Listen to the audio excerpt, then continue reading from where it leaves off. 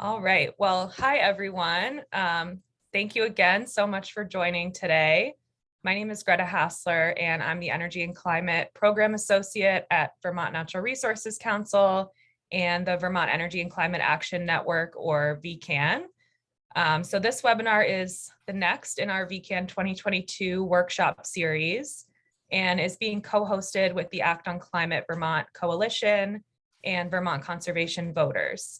So today you'll hear from a number of speakers from the Act on Climate Vermont Coalition, including Conservation Law Foundation, the Vermont chapter of the Sierra Club, Vermont Public Interest Research Group, and the Vermont Natural Resources Council. Today's webinar is going to be facilitated by Lauren Hurl, the Executive Director of Vermont Conservation Voters. VCV just released their 2022 Environmental Common Agenda, which represents legislative priorities for a range of organizations, some of which you'll hear from today, across Vermont, who are working on these important environmental issues. So Lauren will tell you more about that in just a moment. But before I turn it over to Lauren, I just wanted to say that I know many of you are here today as Energy Committee leaders and are well aware that so much action and essential change happens at the local level. But an equitable, efficient, affordable, and renewable energy future also requires a supportive policy and programmatic framework at the state level. So in this workshop, we plan to share an overview of some key bills that are moving through the legislature this session and are aiming to advance clean energy and climate progress. So given the enactment of Vermont's Climate Action Plan and the massive amount of federal funding available, we want to update you all on what lawmakers are advancing this session and what it could mean for climate progress and for you and your communities. So without further ado, I will hand things off to Lauren to introduce our speakers and get us started. Thanks, everyone. Great. Thank you so much, Greta, and so great to be with you all. As Greta said, I am Lauren Hurl, and I'm the Executive Director with Vermont Conservation Voters. And we're an organization that works to advocate for strong environmental laws, hold lawmakers accountable, and help elect people who share our vision and values. And as Greta mentioned, one of the annual projects that we do is developing an environmental common agenda. So this really looks at what are the core legislative priorities, the things that we are calling for and expect to see action on this year at the State House. And I can drop in a second the PDF of this year's common agenda, but we had lots of input, lots of organizations signed on. So check it out. Hopefully it's a helpful resource. And it also has, oh, thank you. It also has contact information for a lot of our groups. So if you're ever like, oh, who's that, person who I met at this webinar and I want to get in touch with them. So hopefully that can be a useful resource. And climate action, of course, is always a central part of the common agenda. And this year in particular, building on the huge amount of work that went into developing the climate action plan, so much of our agenda is focused on how we're actually implementing and moving forward those recommendations, those actions that we need to take, investments and policies. And I know that so many of you have done so much meeting with legislators, engaging your communities, working on your town energy committees, weighing in with a climate council, and so much more. And we really do have huge opportunities this year. And I give so much credit to all of you for the work you've been doing for years to lay the groundwork for the opportunity that we have and being able to take as much advantage of things like the federal funding this year that we've never had before. So thank you for all of that. We've got a great set of panelists today lined up to share an overview of the 2022 policy and investment priorities and give you an update on where they stand in the legislative process. I know you're all going to have an amazing set of questions, as you always do, so please just keep them coming in the chat. If we see something that is a kind of clarifying question we can get to quickly, we'll try to do a little of that, but mostly we're going to be collecting the questions and trying to synthesize and get to as many of the themes as we're hearing at the end. We did try to build in a lot of time for Q&A.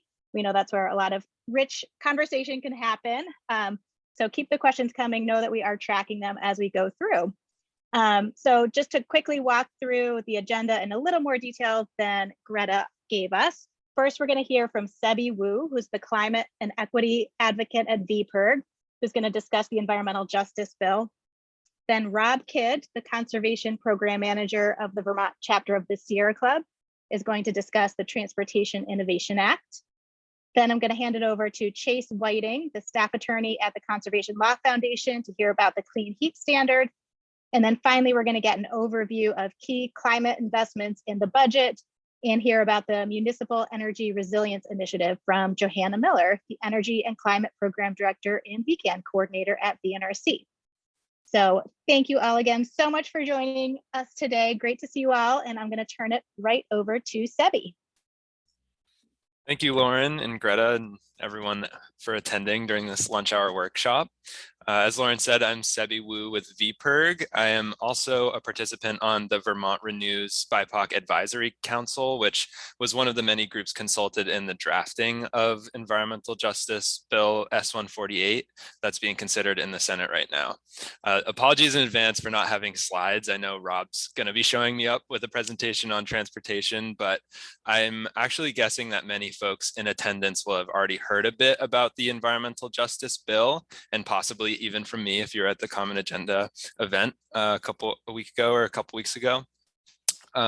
Passing such a policy was a key recommendation of the Climate Council and has been in the works for several years of community engagement, academic research, and policy crafting, among other things.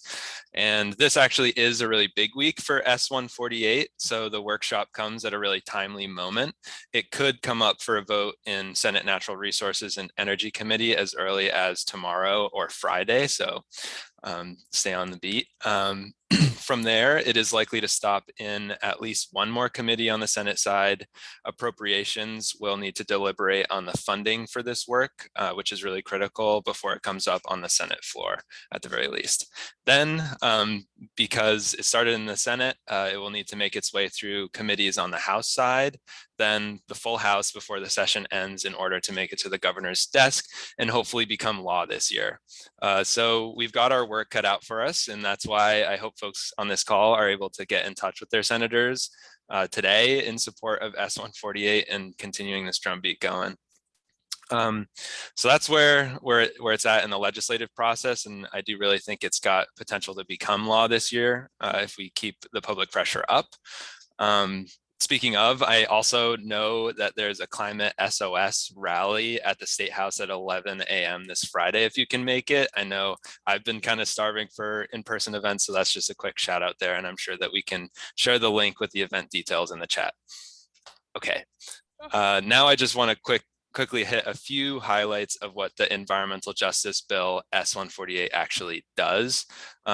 First of all, I know that we're all working from the belief that every Vermonter deserves access to a healthy environment that can help to provide for a fulfilling life, whether that's in the form of clean, affordable energy, clean air and water, access to 21st century transportation options and healthy food options, or just the great outdoors, and that we should all be able to meaningfully engage in decisions that affect us in our environment, especially those most impacted by negative environmental harms. So S-148 makes the pursuit of this ideal Vermont state policy. More specifically, the bill would codify a definition of environmental justice for Vermont, as well as other key concepts, including environmental benefits, environmental burdens, and meaningful participation, and make the pursuit of environmental justice the policy of the state. It would give direction to key state agencies and departments to coordinate their efforts to pursue environmental justice in Vermont, which is a really important theme that we've heard echoed throughout state government as agencies have testified to Senate Natural Resources. It would create a diverse representative advisory council on environmental justice to inform the state's work to deliver benefits to communities and meaningfully engage with those most impacted, which must importantly have real power in decision making. It would identify key geographic areas that are most at risk of lacking access to environmental benefits by defining environmental justice populations in statute, which would be based on 3 demographic criteria known to be predictive of environmental health vulnerability. So that's low income, race, and limited English proficiency. It would have the Agency of Natural Resources create and maintain an environmental justice mapping tool that could be leveraged at the local, regional, and statewide level. And it would target state investments in climate, environmental, and transportation work specifically to the defined environmental justice populations. So we believe, I think we all share the belief that codifying a statewide environmental justice law is something that we can do, one big step that many other states have already done. And some of the best components or key components of S148 are actually modeled after best practices in states like Massachusetts, New Jersey, and Washington who have passed similar legislation. So not having this policy in place is a missed opportunity, we believe, to coordinate community efforts to promote learning, resource sharing, and action to prevent environmental harms before they happen and alleviate them once they are already occurring, and deliver environmental benefits in a just and transparent way across the state. So we really think that S148 would support such statewide and community-led efforts, which is why we're working hard to see it pass the legislature this year, and hope you'll help. I think that is it. I hope I didn't go too long, and I will look forward to answering any questions.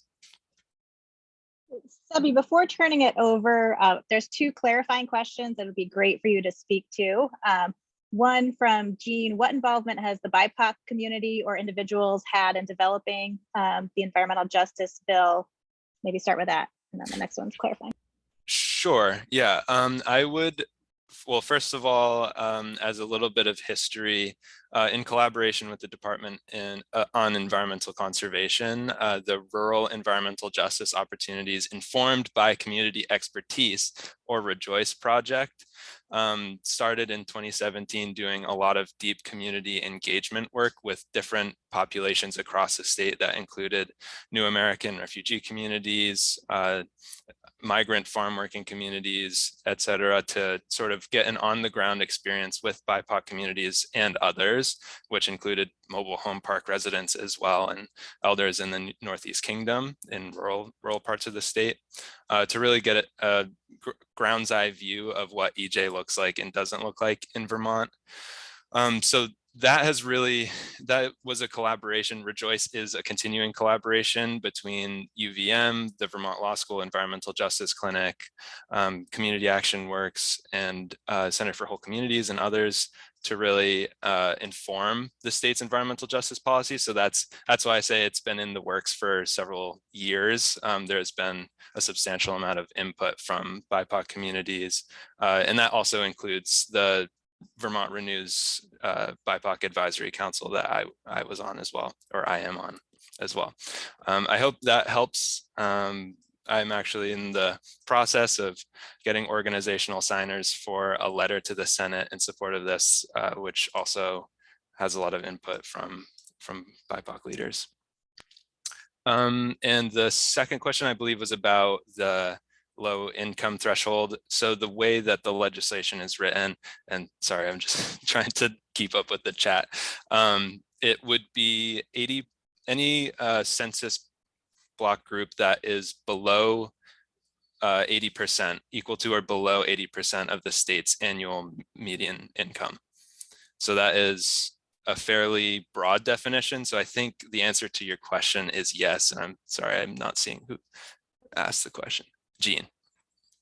So I think, yeah, low middle class, it's not a reference to class per se, but a category based on income. Thank you, Sebi. And we are getting a bunch more questions. Keep them coming. I think I just want to make sure that we get through all our panelists, but we'll try to get to all of these questions about kind of the ins and outs of who's covered in the policy and how it works. But let's turn it over to Rob now to talk about transportation. We'll capture these questions for the Q&A. Take it away, Rob. Thanks. Good. Thank you very much, Lauren, and thanks everybody for joining us today. I am Rob Kidd with the Vermont chapter of the Sierra Club. Many of you may have joined us a couple weeks ago when we did a whole discussion on this, so I'm going to be much briefer than that hour-long conversation, hour and a half. So, but I'm going to do a quick little presentation just to kind of go through the highlights of what's happening with the Transportation Innovation Act, H552. To be clear, the transportation bill is going to be the vehicle for passing any legislation on transportation.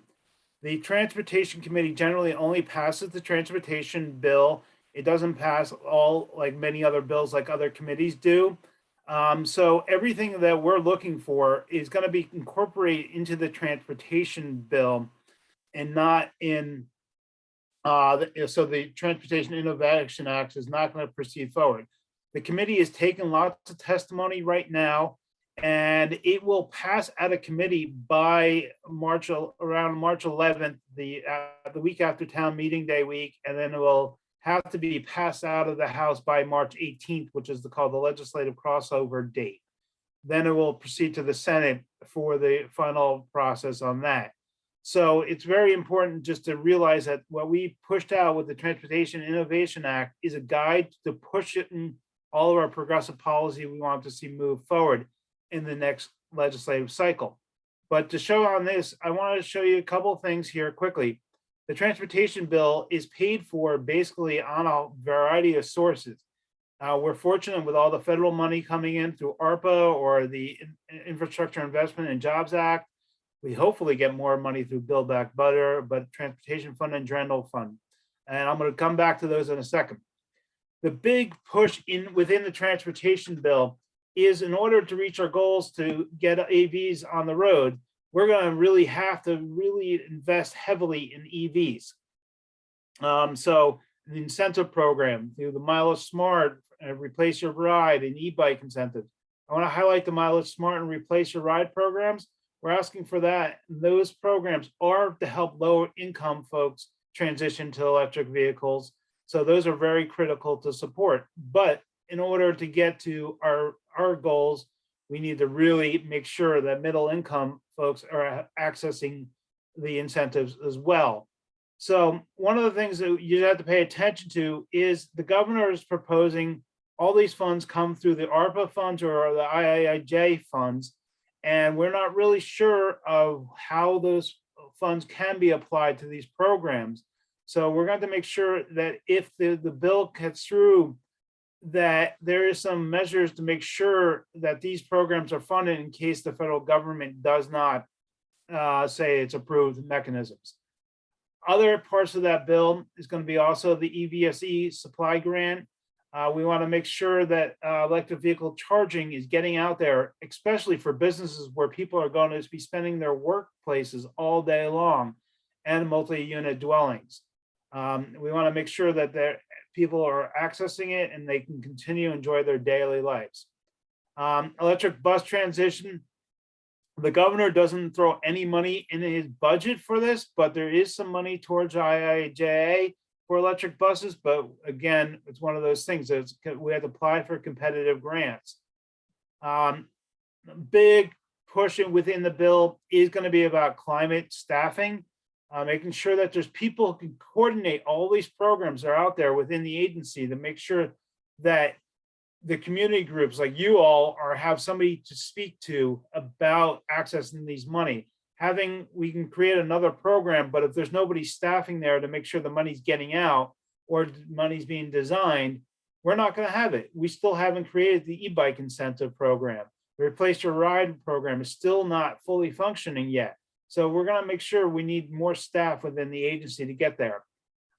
Another big climate aspect is the vehicle efficiency price adjuster. Thanks for Joey Miller, who was on here on the Climate Council, who made sure that was being pushed through in here. The Vermont Climate Action Plan calls us to do this. So basically it puts a carrot for those who are purchasing high efficiency vehicles and EVs, but also penalizes for those new internal combustion engines, puts a little extra fee onto that. So it's helpful for us to actually make sure we're transitioning as quick as possible. Then other policies, complete streets and sprawl, those things are going to be included in there, but only if we pressurize an act. So I want to just actually flag a couple things here. The governor has proposed his budget, and that's what the committee is comparing themselves to. And he proposes like $15 million for EV charging and $22 million for EV incentives. However, he's proposing these funds are for multiple years, 3 to 5 years, depends on which program. So it's good in numbers, but we're not speaking the same ball game. Other things, we're not really sure how these incentive programs are going to be applied. And also simultaneously, he's proposing record paving budget. So, we have to kind of put our values in line with what the budget's producing. Just next is, after this bill passes out on March 18th, it will go to the Senate Transportation Committee, and they'll continue debating on that. And just make sure you follow the committee process. You can go up to the legislative website and follow anything, but it's going to be really helpful for you is to submit any written testimony to the committee. The Transportation Committees, unlike other committees that take 10 witnesses, they are taking very limited witnesses. So your legislators need to hear from you to what's next and what needs to be included in this particular bill. And then just for that is the final is the members of the committee of the House Transportation. But if you send written testimony that you want for the whole committee, send it to the email address on the bottom and highlight it. Lori Morris is the clerk for the committee. So that's going to be it for me now. I didn't see the questions coming in, so I am going to take that in. Rob, Rob, there were two questions that I think you could answer pretty quickly. One was, I assume complete streets includes bike safety infrastructure, such as dedicated lanes, new paths, bridges, signage, etc. Could you speak a little bit to the Complete Streets program? Yeah, so basically Complete Streets is a national idea that's kind of connecting communities to be building bike infrastructure, making sure that it's pedestrian safe. And it's a whole line of standards that have not been updated for many years. I have not been actually following it, but it's a good, that detail. So it's not an area I have that much expertise, but groups like ARP have been actively involved pushing that. I think VNRC early on was more involved with that, but it's just kind of like making sure that we have streets that are accessible for pedestrians and bikes. Great, thank you. And I think Jeff's question about the revenue is a bigger question. So let's save that for the Q&A at the end. That could take a little bit longer. And I want to make sure we get to our panel. So next, I'm going to hand it over to Chase from CLF to talk about the clean heat standard. Awesome, thanks, Lauren. I'm going to try to share my screen. I have a quick PowerPoint presentation. Give me one sec.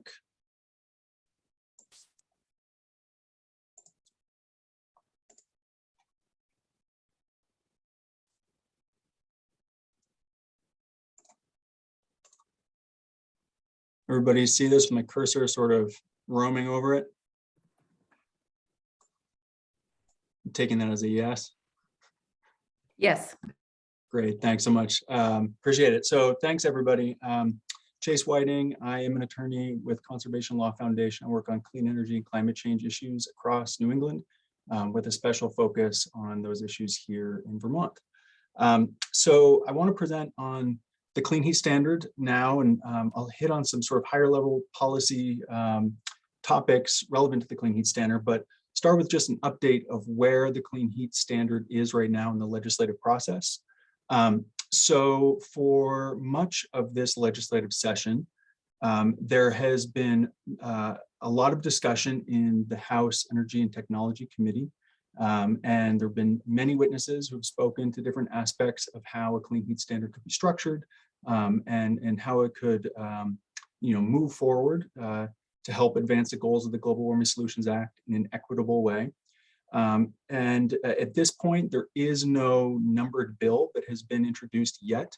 The committee has been working on a draft bill. I've been holding hearings on that over the past, say, week and a half or so. And so at this point, that's sort of where things are at. There's been lots of testimony. There's a draft bill floating around, but still nothing officially introduced yet. So what I want to focus on now is how the clean heat standard, is a tremendously important idea and can be and could be excellent. Which is why getting it right is really important, because it's going to be critical in how we meet the goals of the Global Warming Solutions Act. So, there we go. So starting sort of at a really high level, The clean heat standard is intended to reduce the greenhouse gas emissions from Vermont's buildings. So over on the right of the screen there, you have an infographic pulled from the most recent greenhouse gas inventory. And that number over to the left in the box, the RCI fuel use, that is the section of Vermont's overall greenhouse gases that the clean heat standard is directed at. So as you can see, that thermal, RCI stands for residential, commercial, and industrial fuel use, which really just sort of, in lay terms, is how we heat and cool our buildings and cook our food, things like that. The clean heat standard is directed at reducing those greenhouse gas emissions, which in the scheme of Vermont's overall emissions is a really large chunk, which is why the clean heat standard is such an important policy, and if structured correctly, could be really impactful. So if enacted in its current form, the way the clean heat standard would work at sort of a very high level, and leaving out a lot of the nuance, is that it would require companies that sell heating fuels, fossil heating fuels, to start selling other things too, like biofuels, renewable natural gas, woody biomass, heat pumps, and engage in providing weatherization services. Those things would generate what are called clean heat credits. And then over time, those companies would be required to get more and more of those clean heat credits. So over time, they'd be required to do more and more things that reduce the use of fossil fuels in Vermont's buildings. At the end of the day, and at the beginning of the day, what the Clean Heat Standard really is in service of is meeting the goals of the Global Warming Solutions Act. So over on the left of the screen there, I pulled up the relevant language of the GWSA that talks about the greenhouse gas emission reduction requirements that Vermont has to hit. And so we know that Vermont shall reduce its greenhouse gas emissions. It's required to do so. It's no longer just a goal, it's now a firm requirement. It has to do so by 26% in 2025, 40% by 2030, and 80% by 2050. Those last two goals, 40% and 80% by 2030 and 50 respectively, those are really ambitious reductions.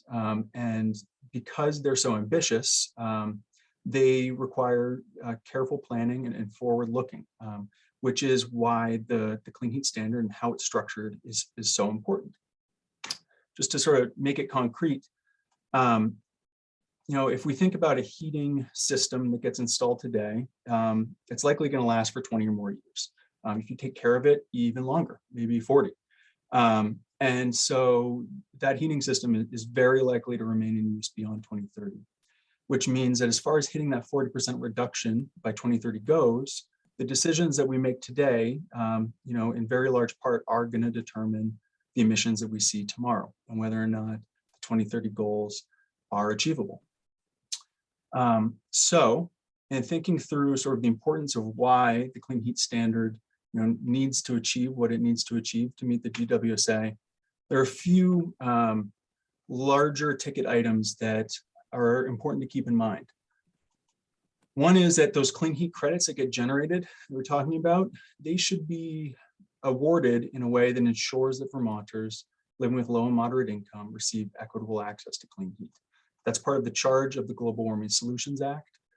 It's a key recommendation coming out of the Climate Action Plan that equity inform policy decisions. And one of the ways that should manifest itself is to make sure that energy burden folks who have historically received fewer benefits and greater costs as far as heating and other economic impacts go, get equitable access to the clean heat transition that the Clean Heat Standard is trying to usher in. Second thing is that those clean heat credits create economic value. They literally will have a value that can be bought and sold. And where that value arises, therefore, is going to incentivize certain heating decisions. And so it's really important that that value be based directly on accurate greenhouse gas emissions reductions. If the value is tied to meeting the targets of the GWSA, reducing greenhouse gas emissions, then the Clean Heat Standard will be on the right track to achieving the GWSA's goals. To help that out, it's also important that progressively more clean heat credits should be issued for progressively cleaner heating sources. So if you have several heating sources lined up and one of them reduces emissions more than another, that heating source should get more clean heat credits. We should value it higher than the more polluting heat sources, so that over time, we're incented to move away from the polluting sources and towards the progressively cleaner and cleaner sources. So that is the high level discussion or presentation I was hoping to share with you all. And yeah, thank you very much for your time. Thank you, Chase. I see a lot of really great questions.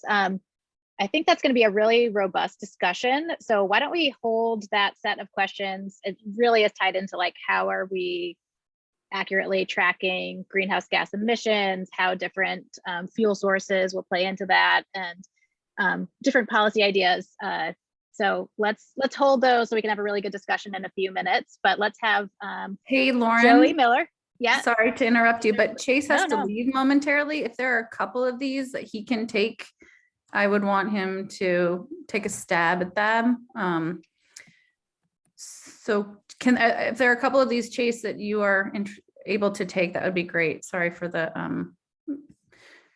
I forgot Chase was dropping off early because they're picking this bill back up shortly in House Energy and Technology Committee, which Chase is going to go track for all of us. I don't know if you can see the questions, Chase. I mean, I think a lot of it, yeah. So if there's some quick answers, then we can. I mean, I think maybe speaking a little bit more to, there's a couple that are just talking about like renewable natural gas and RECs, and how are we sure, or how are we thinking this could actually be something that is moving us in the right direction versus creating some problematic structures? Or what are we going to be looking for before we would support a bill?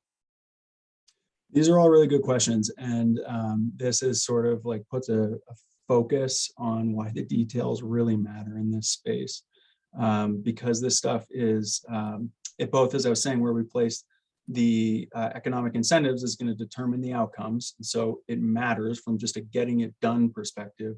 But those details are incredibly wonky. And so really drilling into them and making sure that we understand their implications upfront is important and takes a lot of time and effort. So in terms of how different fossil fuel alternative heating sources are assessed, accurate life cycle greenhouse gas emissions accounting, it's a mouthful, is really important. And basically what that means is life cycle greenhouse gas accounting is we look at the emissions associated with, in the case of like a biofuel or an RNG, all the emissions that are generated from how it is cultivated, if it's grown, it's refined over time, how transportation costs to get it from point A to point B, all of those what we call like upstream emissions, the sort of like process or production emissions, we have to count all those. Then we have to count the emissions created from actually burning the stuff, whatever it is, if it's an RNG or a biofuel, we have to count those emissions correctly as well.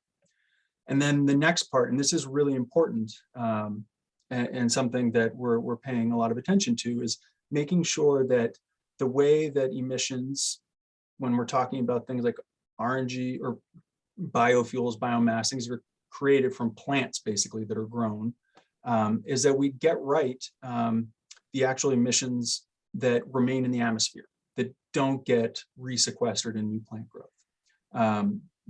So it's sort of like the third aspect to really looking at the life cycle emissions. If we get that done right, if it's accurate, if we don't have any sort of like funny assumptions or funny math in there, all of those different heating options should line up in a way where we can tell objectively and accurately which are cleaner than others. And if we do that right, and then we assign clean heat credit values to those things in that way, then the cleaner options should get more economic value, and we should head on, a productive path forward where dirtier things get less incentive. So there's a lot there, and the details truly do matter, but that's sort of like at its core, a fundamental aspect of getting this right. Thank you for that. And I think we have you until 1 o'clock. Is that right? So Yeah.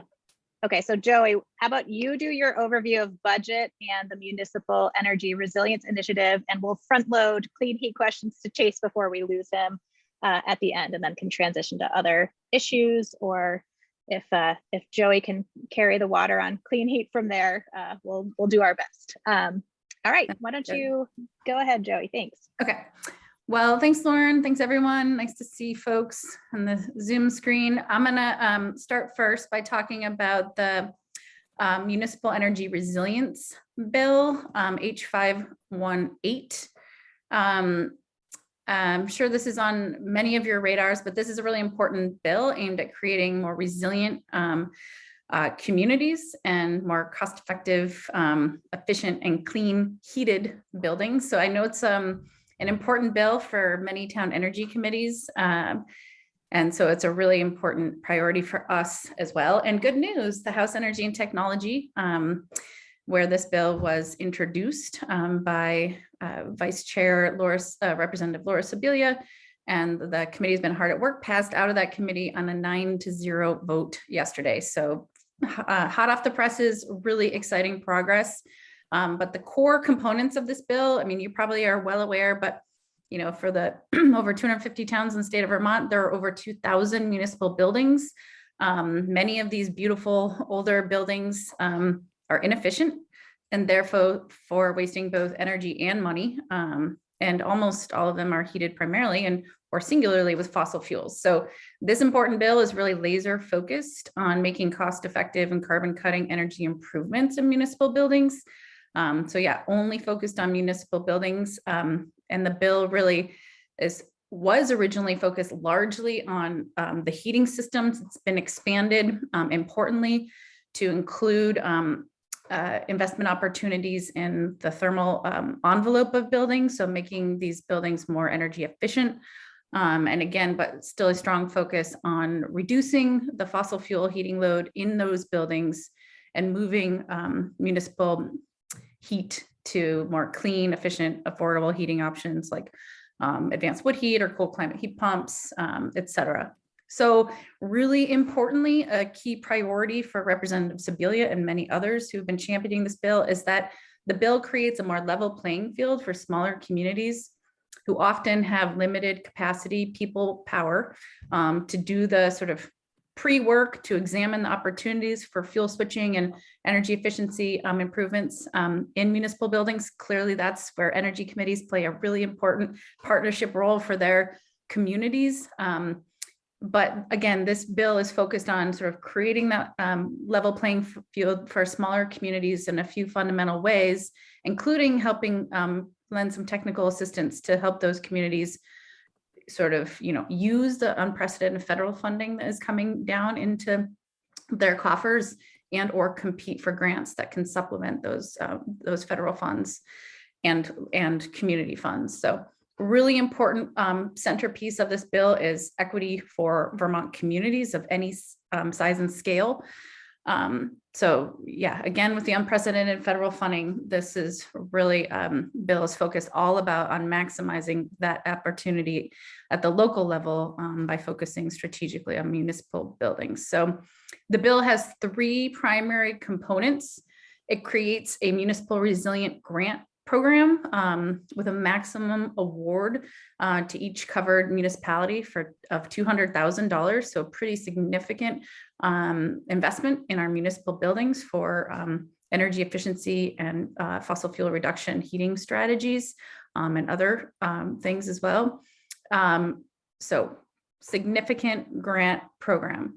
It also recognizes the need to have community conversations early and often by driving a maximum of $4,000 to each community to do the essential outreach and public engagement to help ensure that communities are identifying collectively the most sort of strategic priorities to use these dollars and make these kinds of investments. So important commitment to the outreach and engagement component as well.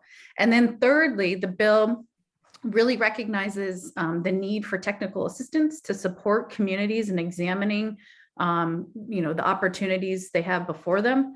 So it makes an appropriation to regional planning commissions to lend some of that important direct technical assistance to communities, to select boards, and to city councils, and to ideally in partnership with energy committees to look at what are some of those really cost-cutting, carbon-cutting strategic investments. And I think, there is an appropriation in the bill. Currently, it's for 48.4 million, again, with the lion's share of that going to the direct support through the grant program to communities, 40 million going to communities in those grants, 5 million to the entity that they have that will sort of run this program, which is premised off the State Energy Management Program housed in the Buildings and General Services Office at the state of Vermont. So it directs $5 million to BGS, Buildings and General Services, to hire a contractor to undertake assessments in municipal energy buildings. So 40 million in direct support to communities, 5 million to BGS to hire a contractor to do municipal energy assessments, 1 million for that outreach and community engagement support, and then 2 million to RPCs for technical analysis. Importantly, the appropriation is really going to be key. Again, a $48.4 million appropriation in the bill itself.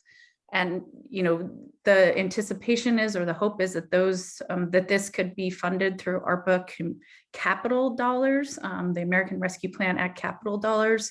Ideally, that is possible. I think there is still some clarification related to ensuring that that is possible. So really needing to make them, make the money work.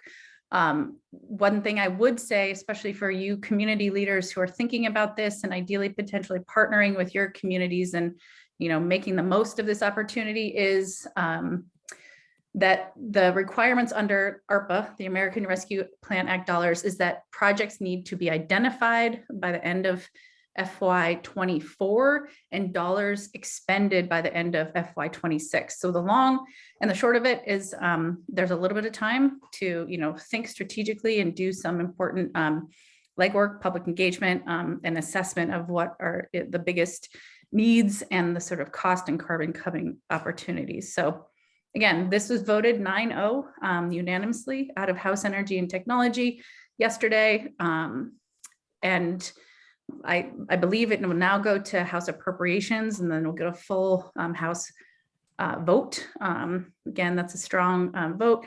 And then it will go to the Senate. So the bill has a longer way to go, but it's really promising, and it'll be an important bill to follow. So Joey, yeah. Before you transition to the other pieces, other investments, there were a couple of clarifying questions that you kind of answered, but just to put a fine point on, are municipalities going to need to apply for the funding and technical support, or is the state, like if they fund the RPCs to help, is that going to be are they going to be reached out to and offered support, or how much are the communities going to have to do their own legwork to access this? Well, I think the RPCs will be, that's the goal of the technical assistance to RPCs, is that they will be that sort of, I'm imagining that they're going to do some direct proactive outreach to community groups. So I would imagine you would anticipate that. You can expect that if the bill moves forward. And timing, you mentioned the ARPA timeline. Does the bill talk to how long this grant program is going to last? How many years we have to? I mean, it relates to the end of the expenditure. I think each community can apply for up to the $200,000 grant, and so that's what any community can expect. But it's not enough to fund all the different communities in the state of Vermont. So I think what we need to do is to really demonstrate the power of the program, and really make this commitment to our communities that we're going to continue to help them cut carbon and save money through making their municipal buildings more climate friendly and energy efficient.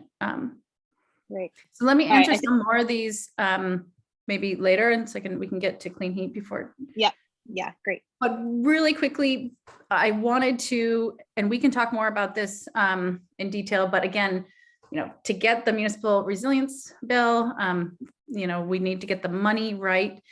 And in general, we also need to get the money right when it comes to the budget. So what I wanted to just give you a quick overview of is that, right now, the legislature, really the House and the House Appropriations Committee, because the money bills start in the House, is really wrestling with and wrangling through, wrapping their heads around the unprecedented millions, billions coming into the state through ARPA dollars, through infrastructure dollars, and just general fund dollars, trying to figure out which different important programs they're going to, Vermont's going to prioritize. As a budget is a reflection of our state's values, and while there are many important needs that we should be funding to ensure Vermonters are housed, healthy, happy and whole, I think that the climate commitment in the budget is going to be incredibly important. So, we're really working hard right now to sort of make the case for driving a significant amount of these federal and other state dollars into climate beneficial programs, because we know that they help with improving public health. They can certainly, and they must, ensure and enhance equity outcomes. They can put people to work, all kinds of, co-benefits to climate funding strategically. So it's a massive opportunity and one we can't squander. There's a lot of detail. I'm happy to follow up, but just so you know, the governor has put forward his budget proposals. He actually made a very significant commitment to climate in his budget, which is incredibly heartening. Things in the order of that we are supporting a $45 million investment in low-income weatherization, $35 million to moderate income weatherization programs, to Efficiency Vermont. There's an opportunity in the weatherization, especially in the low-income weatherization programs, to potentially expand and help lower-income earning Vermonters, not only make their homes more efficient and comfortable and healthy, but reduce their fossil fuel consumption and energy bills through transitioning to cold climate heat pumps, heat pump hot water heaters, et cetera. So about $80 million on the table for weatherization or efficiency and cost cutting, carbon cutting programs. That's really exciting. The Municipal Energy Resilience Bill, as I just noted, also will need to be funded. Rob laid out, there is a significant need for committing to the transportation transformation. So there's a tremendous amount of, opportunity to invest in more clean, efficient electric vehicles and things like our Mileage Smart and Replace Your Ride programs that are really targeted at supporting lower income, highly, historically overburdened communities and Vermonters. So there's really important opportunities to fund transportation transformation. And sort of quick side note on that opportunity to invest in more clean, efficient, affordable, and multimodal transportation solutions is even more important this year, as the climate action plan, the centerpiece of that plan, what was going to be the second biggest pollution reducing prong of that plan, fell apart the last couple of weeks before the plan was actually adopted. The Transportation and Climate Initiative was intended to be something, was going to be a program that we had recommended and we're gaining support for Vermont to participate in. That regional initiative is sort of on hold at the moment. So significant budgetary commitment to transportation is going to be really essential. And then I'm just going to close and we can turn it over and open it up to questions just by saying, the Climate Action Plan recognized, and certainly many of the people on this call understand, that we need to invest in the people power to get this work done, which means we need to be investing in our regional planning commissions, in our community action agencies who, stay tuned for, I think we're going to have a webinar on the new exciting financial and energy navigator positions at the community action agencies. We need to be investing in people who help Vermonters avail themselves of these more cost-effective and clean energy efficiency solutions. So that's also a request of ours, which is to invest in those pivotal partner organizations like our community action agencies and RPCs to support this transition in a really equitable way. So thank you for the time. I'm happy to try and answer any questions, and maybe we can turn to clean heat and then dig in even further. Great. Thank you. Lots of content we've just thrown at you. Some great questions. While we still have Chase, let's front load some of the clean heat questions. Let's start with just talking a little bit more about who will own the credits? What have we learned from the renewable energy sector, issues with RECs that we're trying, like how are they trying to address some of the issues that have come up through the years through that program to avoid some of the problems that have manifested? A really good question and really, really important. So we're going to get down into the weeds a little bit. But I will try to break it down all along the way to hopefully make it, digestible. So in the renewable energy standard, that's the policy, of course, that is supposed to decarbonize Vermont's electricity sector. There are things called renewable energy credits, or RECs. You'll hear people refer to them. Those get generated when a renewable energy source is used to create electricity. It can be any renewable energy source. Under Vermont law, that means it's an energy source that's capable of regeneration. So as long as you meet that legal definition, I'm simplifying here a little bit to make this accessible, but basically that's it. Like if you meet that legal definition of renewable, capable of being regenerated, it can generate a renewable energy credit, or a REC. So those renewables displace things like fossil fuels, but the renewables are only a proxy for reducing greenhouse gas emissions, right? It's like a two-step kind of thing, because RECs are tied to renewables, not GHGs, not greenhouse gases. Some renewables produce greenhouse gases when you burn them, when you combust them. And that's not a distinction that the renewable energy standard recognizes. So it rewards renewable energies, not necessarily low greenhouse gas energies. The two can be sometimes overlap, like in a Venn diagram, but sometimes they diverge. The clean heat standard, if we get it right, would be different. It would not tie clean heat credits to a legal definition of renewable. It would tie the generation of clean heat credits to actual greenhouse gas emission reductions. And this is a really important distinction, and one that I think is pretty central to getting the policy right.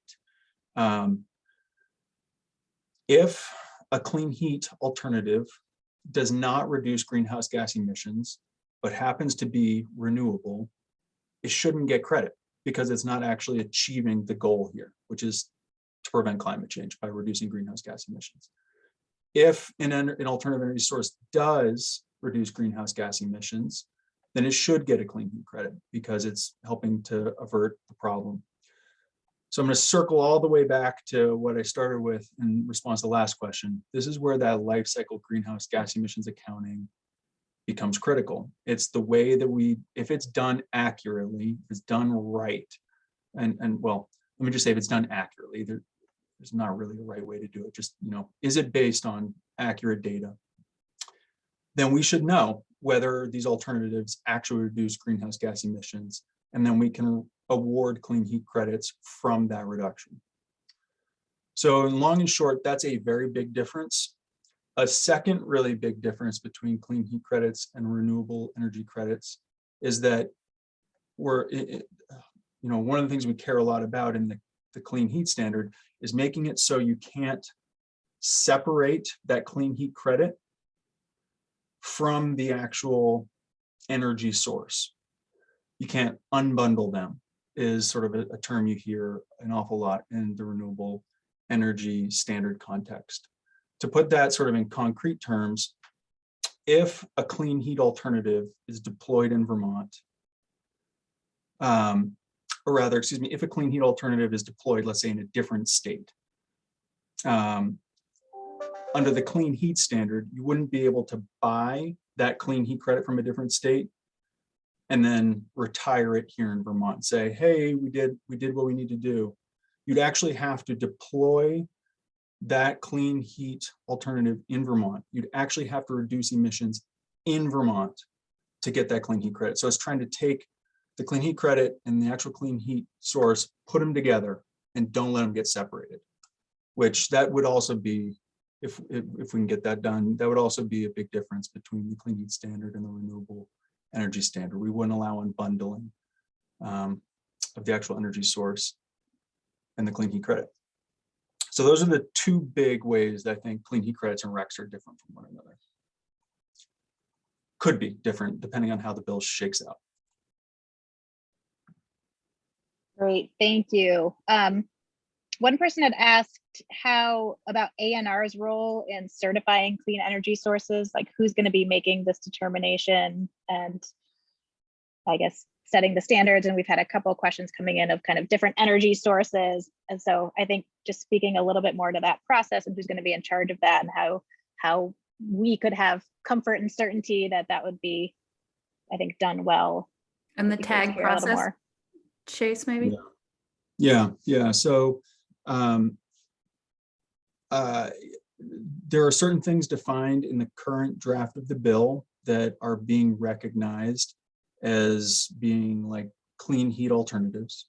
But that list is not exhaustive. So more things could be added to it. So for example, right now, I think I saw in the questions, where does geothermal fit into this? It's not specifically named in the current draft of the bill, but it's super important, right? And so the list is not exhaustive.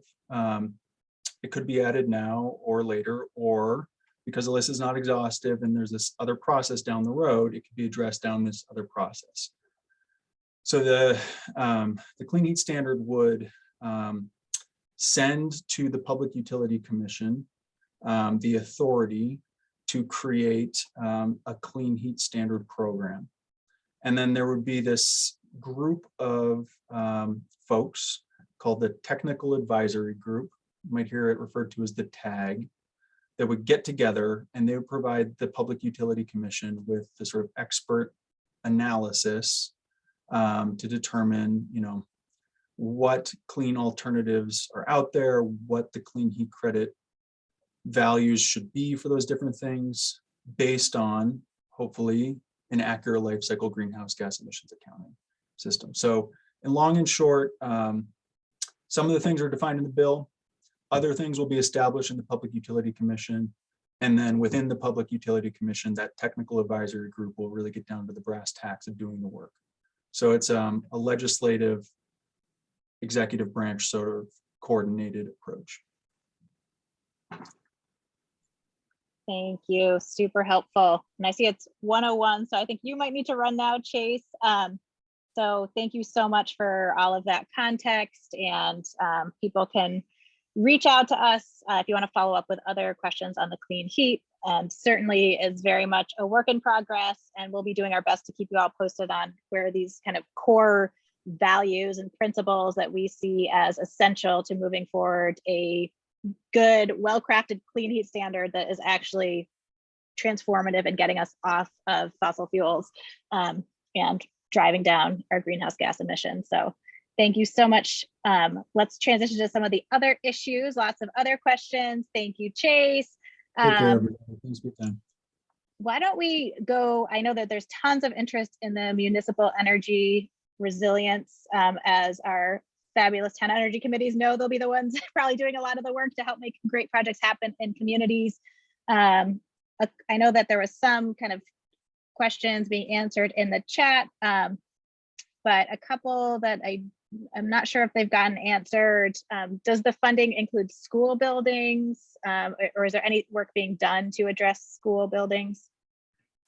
This funding is, there's a deep recognition that schools are really important. There's massive challenges and big opportunities there, but this is really intended to focus singularly on municipal buildings.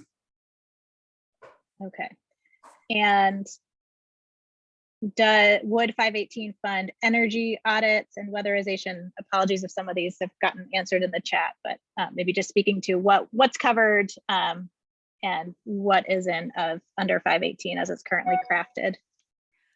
Yes, I believe so. And there was also just a recognition that, that sometimes audits, while are important and give you a very, solid set of information, that sort of even a more, like a less rigorous, legal audit, but a more sort of more of an assessment to like look at, especially if you're looking at your heating system, that there would be more flexibility than just a straight up audit. So audits and assessments. Great. And we just got an important question. How should an energy committee start as far as accessing the funding for this? Like, do you have any recommendations based on where we are right now of what we can all be doing to be as ready as possible for when this program hopefully moves forward? Well, there's several different, I would answer that in a few different ways to say we really need to push the bill over the line. So again, while it was a promising 9-0 vote, there's still some significant uncertainty, especially as, the legislature and the appropriations committees in particular grapple with, what different buckets of money are they legally able to tap to support different and important commitments and investments. So there are some very clear sort of thresholds and parameters around ARPA dollars, and so they're not available for all kinds of different things. So I think that the appropriations committees are trying to figure that out, and so we need to fund the program, we need to move the bill over the line, and ideally we can do that. So making sure that your legislators know that it is a priority for you and your community would be the most helpful thing in this moment. And then beyond that, I think one of the things that we are thinking about, and some of you, if you're chairs of your energy committees or you're on your energy committees, this may rise into your inbox or on your radar, that we are thinking about how we can partner with the regional planning commissions, communities, maybe the Vermont League of Cities and Towns, to help communities undertake an energy assessment, to begin to build off the data that you have collected and the work that you have done at the community level, to look at the needs and the energy, sort of your full energy portfolio. So looking at the, what, in your municipal buildings, how are they heated? Has there been an audit or an assessment, or has there been weatherization undertaken? What is the heating source? What's the age of that heating source? So essentially beginning to ready for this program to, move forward, or to do the work we need to do more broadly to reduce fossil fuel use, to begin to look at what are the capital investment opportunities. And so being ready to help your community have a productive, conversation through public engagement, and helping your select boards and city councils, maybe potentially begin to prioritize the most cost-effective, carbon beneficial opportunities. So, but that is something I would also say we very much look forward to answering that question and partnering with you in more detail about that over time. That is great. Thank you. All right, we're getting lots of great questions, as I knew we would. Just one on the clean heat before we transition to transportation that maybe Joey, you could help with, that I think is important, because we're all hearing a lot from a lot of the different groups that we're parts of and so on. And so one question that's come up in a couple different ways in the chat has to do with, if we're pushing the clean heat standard, don't we also need to be fixing our renewable energy standard? Don't we need to be making sure that we're powering more heat pumps with solar and wind? Could you just speak to kind of why those are separate and both essential? No, I think they're really good questions. And I guess the way I look at it and been thinking of it, I think that yes, we need to be doing more solar. We need to be doing a lot more efficiency and a lot more weatherization and more, renewable energy generation in general. The clean heat standard is just one tool of many tools that we're going to need to deploy, and its primary function is to begin in a stepped and ideally strategic way that I think Chase spoke to so strongly, that its primary function is to reduce fossil fuel use and the carbon intensity of the way we heat our buildings. That is its primary function. And it is one tool. And while it can potentially be shaped to potentially through, the value of the clean heat credits to sort of value, being paired with solar or being paired with weatherization or having weatherization, be part of that portfolio. It's not, we're going to need other tools in our toolbox. We're going to need the renewable energy standard to be updated and its shortcomings addressed. We're going to need to deploy weatherization at scale and weatherization for all, but that's not the primary function of the clean heat standard. So it's not really, it's meant to, again, just serve its primary function, which is reducing the carbon intensity of the way we heat our buildings in the state of Vermont.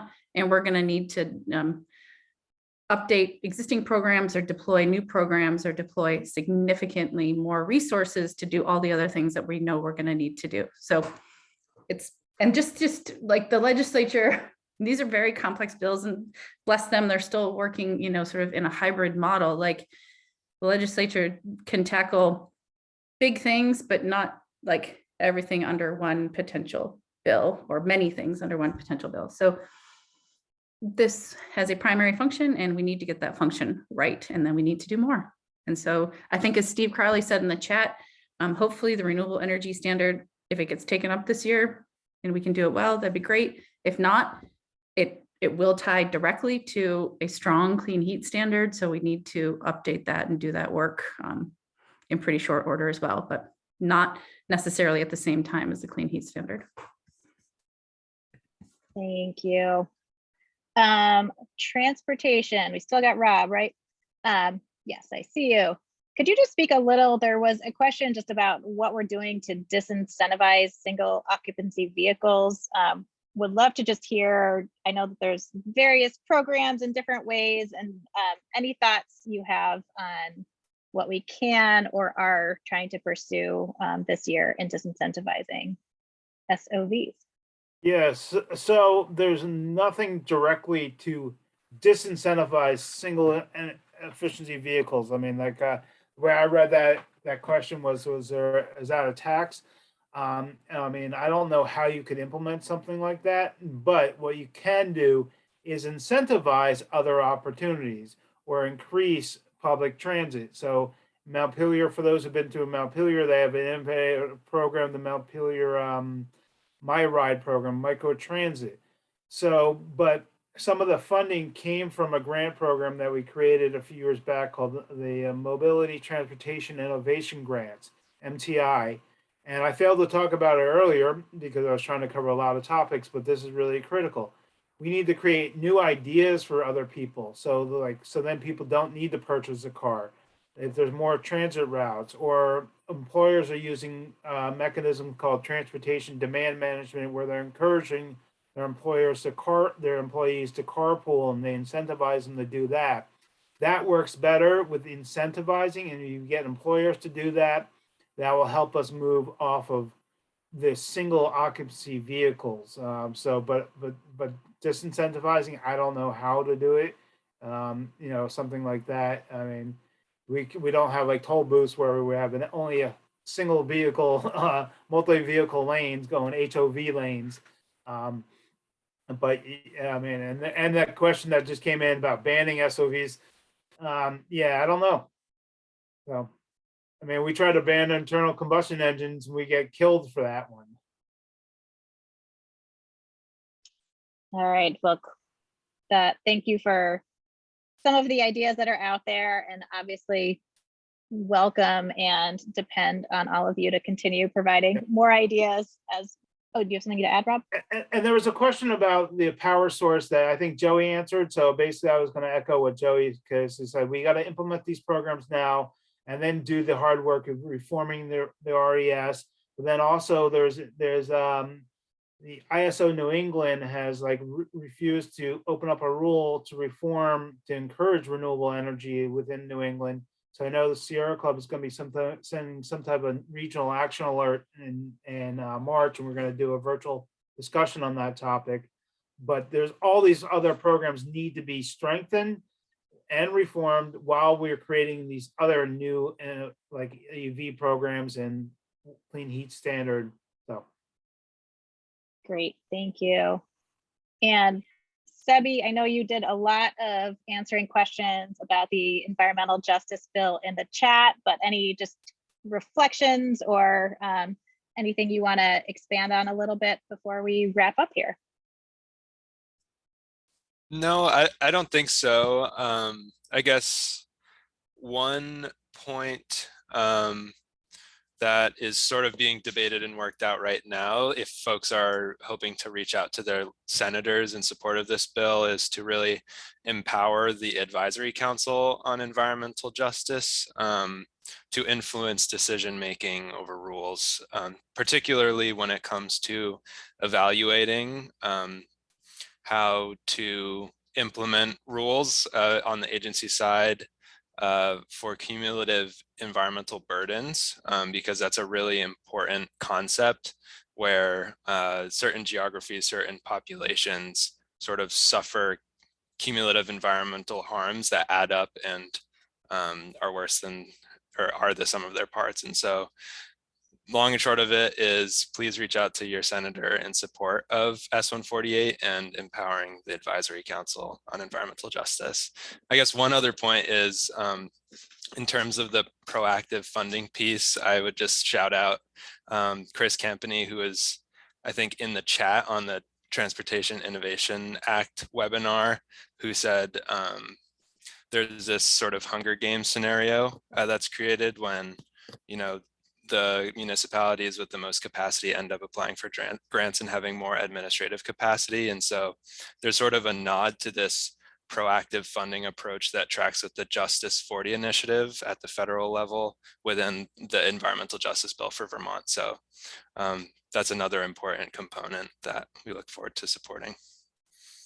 And that is a critical piece of H518 too, which is to level that playing field so that even small communities can have the people power and the dollars to support them in making municipal energy improvements. Thanks, Sebi. That is great. All right, we're at 1:15. We have kept you for a very long time, thrown a lot of information. You know where to find all of us. We are so grateful. Thank you to the panelists. Thank you all for taking so much time to join us today and really dig into these issues, and for all your great questions. If you want to follow up, please just reach out. We love to talk with you and get you all the information we can, get your feedback and thoughts. You know, we're still before crossover at the legislature, so lots of work will be continuing on all these bills, so still time to weigh in. You heard some good ways to share your support for the environmental justice bill, the municipal bill. I think the stories that you all have from your communities of how this could help, you know, sending a note to your legislator as that continues through the process, and will hopefully be on the floor soon. All of that is incredibly valuable. And we'll keep you updated on other ways and important ways to stay involved. Greta, who introduced us all today, is working on a new tool to track bills. So look out for more information on that. We know it can be hard to know where everything stands. So we're really excited to try to provide that resource for you all. And we do the weekly climate dispatch. So if you're not signed up for that, it's a short video that Joey and I try to rope in as many lawmakers and partners as possible to do a weekly quick 5 to 10 minute update on what's happening at the State House and how you can get involved. And we've got an email list where you can get those delivered right to your inbox every week. And that's a great way to just stay updated on the latest. And we always end with a call to action, a way that you can make your important voices heard. So that is it for today. Thank you again so much for coming, and have a great rest of your day.